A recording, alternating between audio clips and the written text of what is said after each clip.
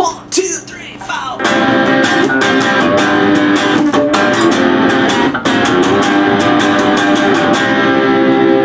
Hey, welcome to Season 2 of Life as a Comic. You know, over the break a lot of people wrote in and asked, "Hey Rob, you play guitar in your act. You call yourself a stand-up? What gives?"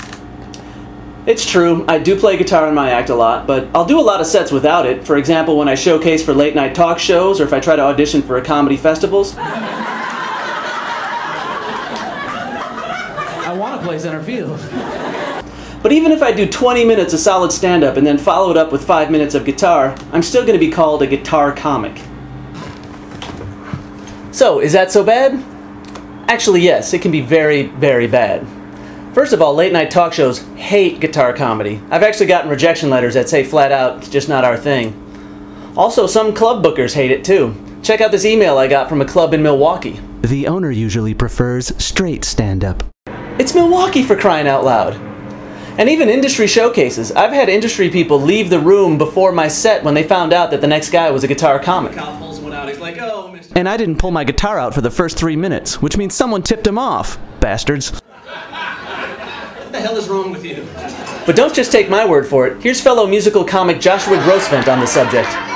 Guitar comedy isn't really accepted in a lot of clubs. The thing with guitar comedy is you see one bad guitar comic, you hate guitar comics. Right. Whereas if you see one bad band, you don't suddenly hate all bands.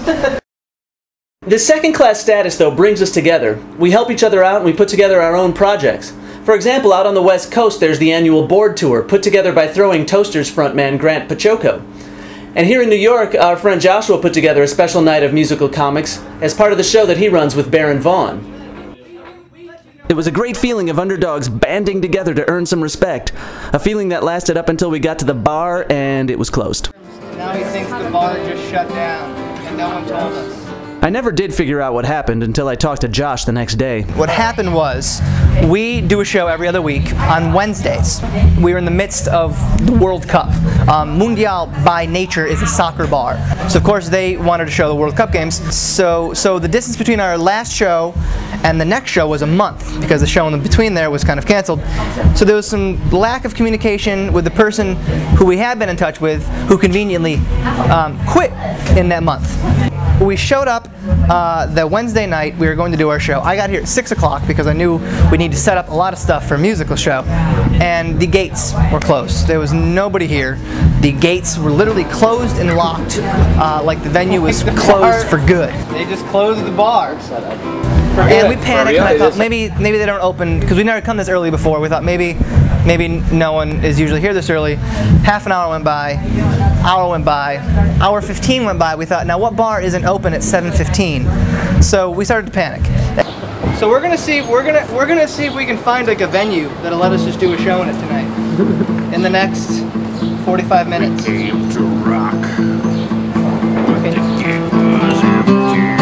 You gotta go do math, so you can't even help me figure this out. We're doing the gig right now.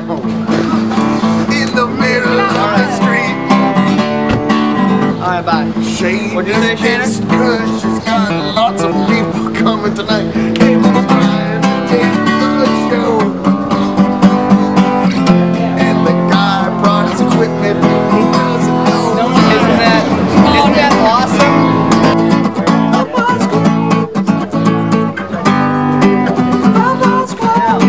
Hey, can we get a little help from the occult?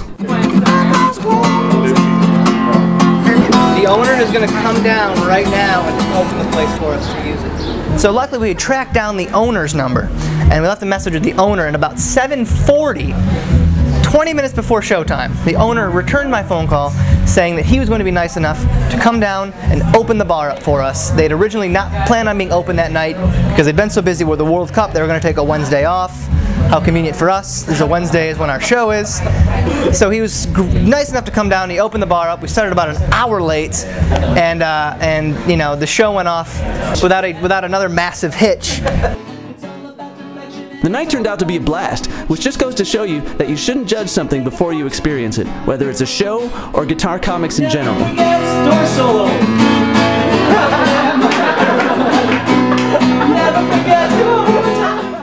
Hey, see you next time. Thanks for stopping by Life as a Guitar Comic.